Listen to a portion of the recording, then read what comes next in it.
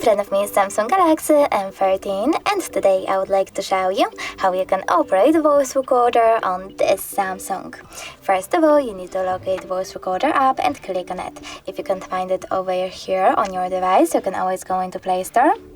Click on the search bar, type in recorder and download this app from Samsung developer. Then select open. Now you need to select while using the app and allow in the pop-ups, and finally click on this red button to start recording. You can pause it and unpause it using the same one. If you wish to add a bookmark, click on this orange icon over here, and if you wish to end it and save it, click on this right square button. Now name your recording however you wish to and tap on save. As you can see, mine is over here.